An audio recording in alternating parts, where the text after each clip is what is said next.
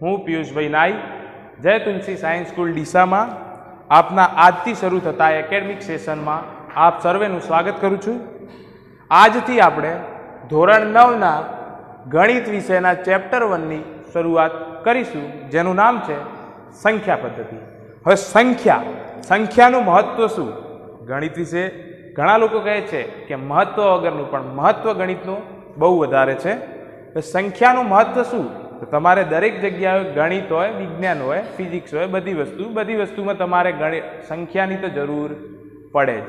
સંખ્યા વગર તમે કોઈ ગણતરી ન કરી શકો અને કોઈ પણ ઇન્વેન્શન કરી જ ન શકાય। તો સંખ્યા વિશે આજ જાણકારી લઈશું। સંખ્યા માટે સર્વપ્રથમ આપણે સંખ્યા રેખા દોરવી પડે। તો સંખ્યા રેખા આપણે દોરીશું। હવે સંખ્યા રેખાની મધ્યમાં સંખ્યાઓનો સૌથી મહત્વનો અંક 0 મૂકીશું, તો મધ્યમાં આવશે 0। હવે સંખ્યા રેખામાં આપણે 0ની જમણી બાજુ જઈશું। તો જમણી બાજુ એટલે 1 2 3 4 5 આગળ વધતા જશે 6 7 8 9 10 ઇન્ફાઇનાઇટ સુધી, અસંખ્ય સુધી, બરાબર। હવે આ 1 2 3 4 નોર્મલ કોઈ પણ વિદ્યાર્થી હોય અને પ્રાકૃતિક રીતે એના મનથી જ 1 2 3 4 5 6 એવી એકડી તો આવડતી જ હોય, મતલબ પ્રાકૃતિક રીતે આવડે એટલે એને કહીએ પ્રાકૃતિક સંખ્યાઓ। પ્રાકૃતિક સંખ્યા। હવે પ્રાકૃતિક સંખ્યા મતલબ એનું અંગ્રેજી નેચરલ નંબર્સ। તો આને દર્શાવીએ n વડે, કેપિટલ N વડે, જેની અંદર કઈ સંખ્યાઓ છે? 1 2 3 4 5 6 7 8 9 ઇન્ફાઇનાઇટ, અસંખ્ય સુધી।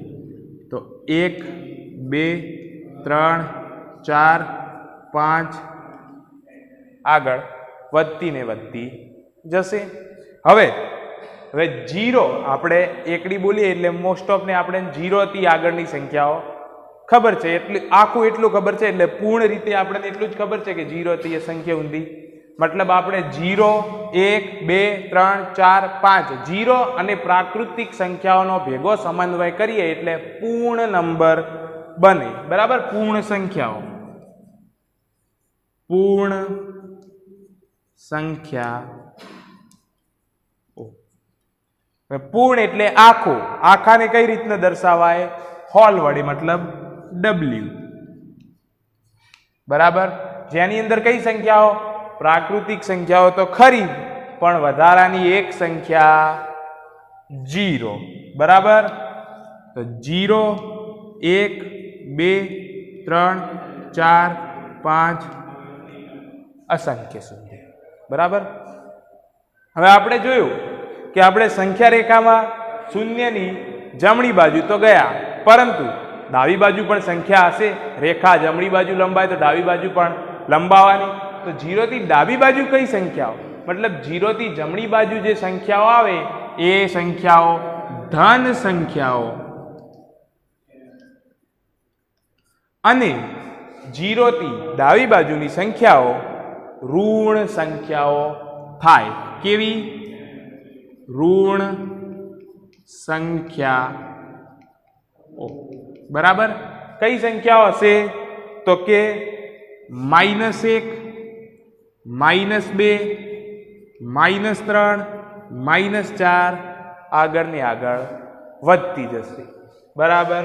તો આપણે આ સંખ્યાઓ મતલબ કે શૂન્ય, ધન સંખ્યાઓ, ઋણ સંખ્યાઓ ત્રણેયને ભેગી કરીએ તો સંખ્યાઓ બને પૂર્ણાંક સંખ્યાઓ।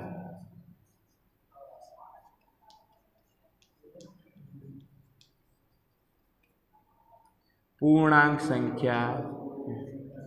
હવે પૂર્ણાંક સંખ્યાઓને આપણે જર્મન શબ્દ ઝેલેન પરથી આવેલા ઝેડ સંજ્ઞા દ્વારા દર્શાવીશું, બરાબર। કઈ સંખ્યા આવે? 0 1 2 3 4 5 6 7 8 અનંત સુધી, અને -1 -2 -3 -4 એ પણ અનંત સુધી। તો આપણે આ સંખ્યાઓ દર્શાવીએ તો અહીંથી લંબાઈએ અનંતથી આવે -4 -3 -2 -1 મધ્યમાં 0 1 2 3 4 આગળ વધતી ને વધતી જાશે બરાબર તો આ સંખ્યાઓ થઈ ગઈ તમારી પૂર્ણાંક સંખ્યાઓ આને પૂર્ણાંક કેમ કહેવાય કે જુઓ આ બધા અંકો એ કહેવાય પૂર્ણ પોઈન્ટ આટલા વધારે નથી કે પોઈન્ટ આટલા ઓછા નથી છે પૂર્ણ એટલે પૂર્ણાંક સંખ્યાઓ કહેવાય હવે આનો ચોથો પ્રકાર સંખ્યાઓનો સમમેય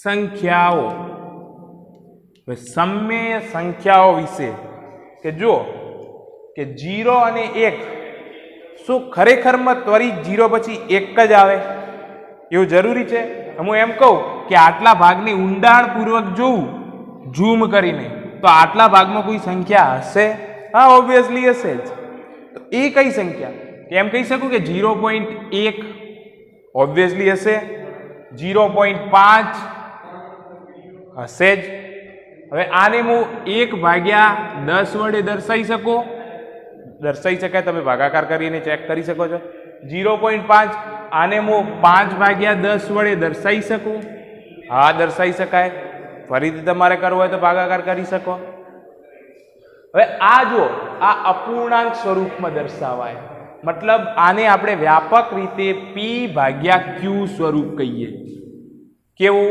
p/q તમે જોઈ શકો આમાં p એ કેવો છે પૂર્ણાંક સંખ્યા q એ પણ પૂર્ણાંક સંખ્યા છે કોઈ પણ લઈ શકાય બરાબર તો q કેવી સંખ્યા ન લેવાય કે ન 0 ન લેવાય કેમ કે છેદમાં ક્યારે 0 લઈ શકાય નહીં જ્યારે તમે લ્યો ત્યારે તમારી ગણતરી બહુ જ વધારે અટપટી થઈ જાય મતલબ q એ 0 ન લઈ શકાય મતલબ q કેવો હોવો જોઈએ શૂન્યેતર પૂર્ણાંક કેવો શૂન્યેતર પૂર્ણાંક બરાબર અને p તો તમે કોઈ પણ પૂર્ણાંક લઈ શકો મતલબ આ સંખ્યાઓ તમે p તરીકે લઈ શકો પણ q તરીકે તમારે આ કોઈ પણ સંખ્યા લેવાની 0 લેવાનો નહીં બરાબર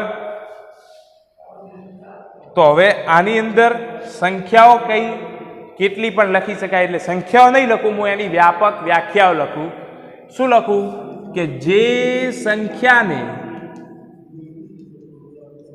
p/q સ્વરૂપમાં દર્શાવી શકાય બરાબર જે p કેવો પૂર્ણાંક q કેવો શૂન્યેતર પૂર્ણાંક હવે શૂન્યેતર શબ્દ એનો મતલબ એ જ થાય કે શૂન્ય સિવાયનો શૂન્યની ઇતરનો બરાબર તો જ્યાં p એ પૂર્ણાંક સંખ્યા અને q એ શૂન્યેતર પૂર્ણાંક સંખ્યા છે બરાબર આ બહુ મહત્વનું છે થોડુંક આનું ધ્યાન રાખજો અને તમારે એટલી ગભરાવાની આનેથી જરૂર નથી કારણ કે આ તમારે આગળ ઉદાહરણ અને દાખલાઓમાં એટલું આવશે કે તમને આના વિશે સંપૂર્ણ માહિતી મળી જશે હવે જુઓ કે આપણે અપૂર્ણાંક તો જોયા હું અપૂર્ણાંક લઉં 1/2 બીજો લઉં 3/6 ત્રીજો લઉં 4/8 3 જ લઈએ હવે આનો જવાબ આનો ભાગાકાર કરશો તો તમને મળશે 0.5 આનો ભાગાકાર કરશો તો પણ તમને મળશે 0.5 અને આનો કરશો તો પણ તમને 0.5 જ મળશે તો જુઓ ત્રણેયના જવાબ કેટલા થાય સરખા તો આ અપૂર્ણાંકો કેવા છે સરખા મતલબ સમાન તો આ અપૂર્ણાંકોને કહેવાય સમાન અપૂર્ણાંકો મતલબ હું એમ લખી શકું કે 1/2 3/6 અને 4/8 એ સમાન અપૂર્ણાંકો છે બરાબર આ થોડુંક માહિતી પૂરતું હતું હવે હું 2 સેકન્ડનો બ્રેક લઈશ એટલે તમે આ બધી માહિતી નોટ ડાઉન કરજો. શરૂઆતમાં સંખ્યા રેખા દોરજો ઉપર અને પછી આ માહિતી લખી લો, જેથી કરીને તમારે ચોપડીમાંથી વધારે પડતું જોવાની કે ગોતવાની જરૂર ન પડે અને ચોપડામાંથી તમે ડાયરેક્ટ સરળતાથી મહેનત કરી શકો. ઓકે, તમે વિડીયો પોઝ કરીને લખી દીધો છે.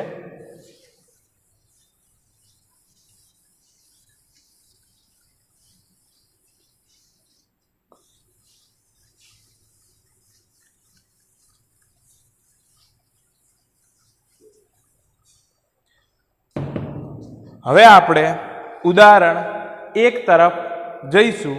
ઉદાહરણ 1 ની રકમ એવી છે કે નીચે આપેલા વિધાનો સત્ય છે કે અસત્ય, કારણ સહિત ઉત્તર આપો.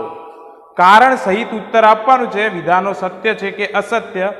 હવે દરેક પૂર્ણ સંખ્યા એ પ્રાકૃતિક સંખ્યા છે એ એનો પહેલો પ્રશ્ન. આનો પહેલો પ્રશ્ન, દરેક પૂર્ણ સંખ્યા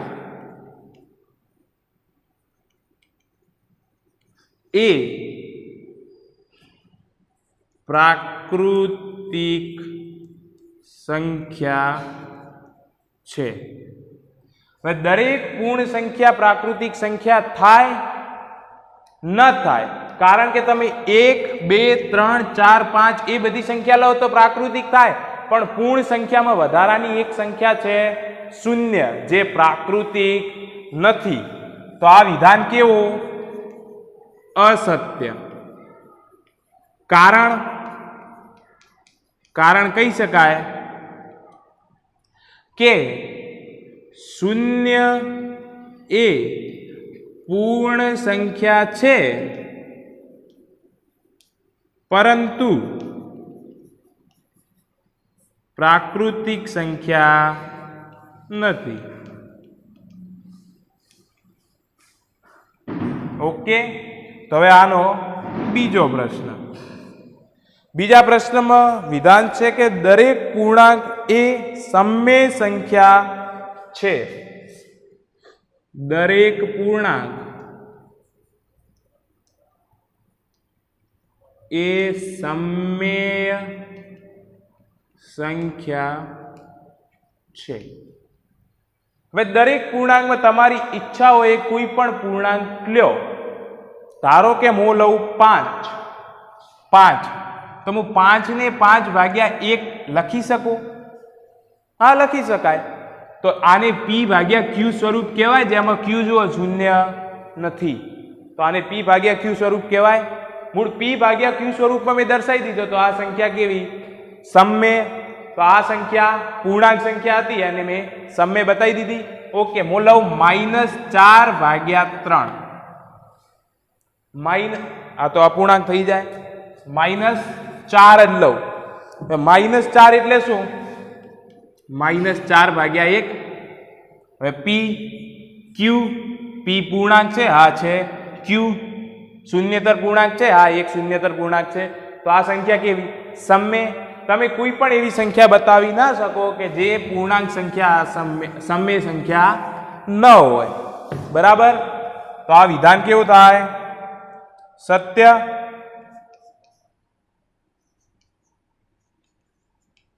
હવે આની અંદર ત્રીજો પ્રશ્ન,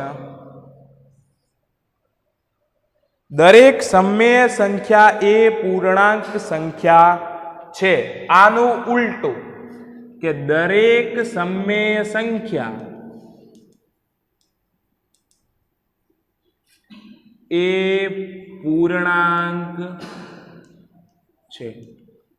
હજુ દરેક સમમેય સંખ્યા, તો હું કોઈ પણ અપૂર્ણાંક p ભાગ્યા q માં લઉં, 4 ભાગ્યા 3 લઈ લો. ચલો, મારી ઈચ્છા હતી 4 ભાગ્યા 3. શું આ સંખ્યા પૂર્ણાંક છે? ના, જવાબ પોઈન્ટમાં આવશે. તો આ પૂર્ણાંક નથી. સમમેય છે? હા, p ભાગ્યા q સ્વરૂપ છે, સમમેય છે, પણ પૂર્ણાંક નથી. તો આ વિધાન કહી શકાય દરેક માટે? ના, તો આ વિધાન ખોટું. તો અસત્ય. બરાબર? કારણ શું છે કે કોઈ પણ આપણે સંખ્યા લઈ લઈએ કે 3/4 જ લઈએ. 3/4 એક એવી સંખ્યા છે સમમેય સંખ્યા છે પરંતુ પૂર્ણાંક નથી.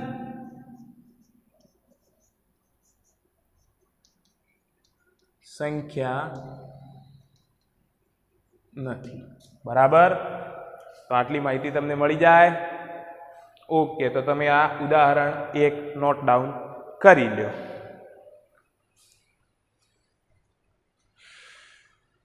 આઈ હોપ તમે બધે નોટ ડાઉન કરી દીધો છે વિડીયો પોઝ કરીને.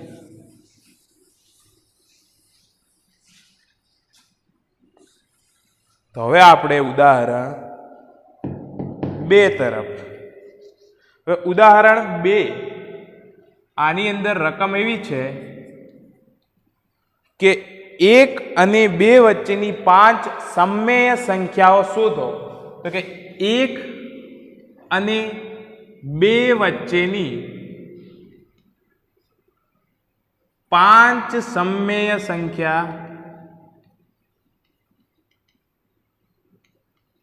શોધો. બરાબર.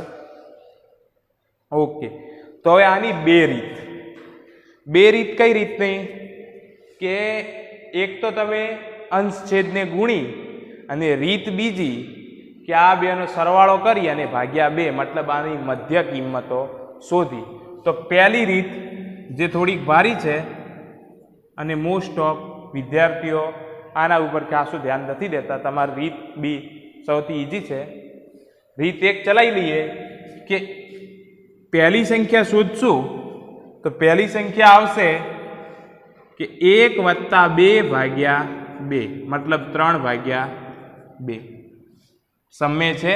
હા, હવે આ 3/2 આવી આના બેની વચ્ચેની 1 અને 3/2 અને 2 અને 3/2 વચ્ચેની સંખ્યા બીજી કે 1 + 3/2/2 બરાબર સંખ્યા ત્રીજી કે 2 + 3/2/2. આનો જવાબ શું આવશે? 2 × 2 + 3/2. આના ભાગાકારમાં 2 મતલબ 2 + 3 5/4. ક્લિયર? આ ચોકડી ગુણાકારના લસાની રીતે થાય. 2 દુ 4 2 દુ 4 વત્તા આના ભાગાકારમાં 1 3 એકા 3 છેદમાં 2 એકા 2 અને 2 તો હતા જ મતલબ 4 + 3 7 અને છેદનો છેદ ગુણાકારમાં હોય મતલબ 4 7/4 3 સંખ્યા આવી ગઈ. એ જ રીતના 1 અને 5/4 વચ્ચેની 1 અને 7/4 વચ્ચેની તમે શોધી શકો. 2 અને 5/4 વચ્ચેની 2 અને 7/4 વચ્ચેની કોઈ પણ શોધી શકો. 3/2 અને 5/4 વચ્ચેની 3/2 અને 7/4 વચ્ચેની આપણે શોધી શકીએ. તો આપણે શોધીએ 1 અને 5/4 અને 1 અને 7/4 જેથી કરીને ગણતરી સરળ રહે. મતલબ ચોથી સંખ્યા કઈ થશે કે 1 અને 5/4 વચ્ચે મતલબ 1 + 5/4/2 4 એકા 4 વત્તા ભાગાકારમાં 1 જ છે. કંઈ ન હોય તો ભાગાકારમાં 1 ગણવો. 1 × 5 છેદમાં 4 એકા 4 અને છેદમાં 2 તો હતા મતલબ 5 + 4 9 ભાગ્યા 4 દુ 8. બરાબર. છેદનો છેદ ગુણાકારમાં થાય. પાંચમું તો કે 1 અને 5/4 ની થઈ ગઈ. 1 અને 7/4 મતલબ 1 + 7/4/2 4 એકા 4 વત્તા 7 ભાગ્યા 4 અને આખાના છેદમાં 2 તો હતા 7 + 4 11 ભાગ્યા 4 દુ 8. આ 5 સંખ્યાઓ થઈ ગઈ. તો 1 અને 2 વચ્ચેની 5 સંખ્યાઓ 3/2 5/4 7/4 9/8 અને 11/8 છે. બરાબર. તો લખી દઈએ 1 અને 2 વચ્ચેની 5 સમમેય સંખ્યાઓ કઈ કઈ? તો કે 3 ભાગ્યા 2, 5 ભાગ્યા 4, 11 એક સેકન્ડ 7 ભાગ્યા 4, 9 ભાગ્યા 8 અને 11 ભાગ્યા 8 છે. હવે આની અંદર રીત એક થોડી હાર્ડ પડી તમને, રીત 2. તો કે રીત 2 લખી દઈએ, જે સૌથી ઈઝી છે. રીત 2 માં શું કરવાનું? તો કે આપણે કઈ કઈ સંખ્યાઓ 1 અને 2 વચ્ચેની 5 સંખ્યાઓ લેવાની છે. તો 1 અને 2 લખી દેવાના, બરાબર. હવે આપણે ટોટલ સંખ્યાઓ કેટલી વચ્ચેની સમય સંખ્યા લેવાની? 5. તો 5 કરતા મોટો અંક 7 લઈ લઈએ, 6 લઈ લઈએ, કોઈ પણ અંક આપણે લઈ લઈએ, બરાબર. તો આપણે લીધો 7. તો અંશ આના જુઓ, અંશમાં 1 છેદમાં 1, અંશમાં 2 છેદમાં 1 છે જ. મૂળ જેના છેદમાં કંઈ ન લખેલું એના છેદમાં 1 તો હોય જ. તો હવે મેં ઉપર નીચે મતલબ અંશ અને છેદમાં 7 વડે ગુણો. ઉપર ગુણ્યા તો નીચે મારે ગુણવા જ પડે. તો 1 એટલે 7 ભાગ્યા 7, બરાબર. અને 2 એટલે 7 દુ 14 ભાગ્યા 7. ક્લિયર? તમે ભાગાકાર કરીને આનું ઉલટું પણ કરી શકો. ચલો, 7 અને 14 વચ્ચેની કેટલી સંખ્યાઓ તમે 5 મેળવી શકો? હા. તો કે 7 એટલે 8, 9, 10, 11, 12. આ તો 12 ઊંધી વચ્ચે પતી ગયું. ભાગાકારમાં કેટલા હતા? 7, 7, 7, 7 અને 7. આ 5 સંખ્યાઓ આવી ગઈ. આ 5 સંખ્યાઓ 1 અને 2 વચ્ચેની સમય સંખ્યાઓ જ છે. તો 1 અને 2 વચ્ચેની 5 સમય સંખ્યાઓ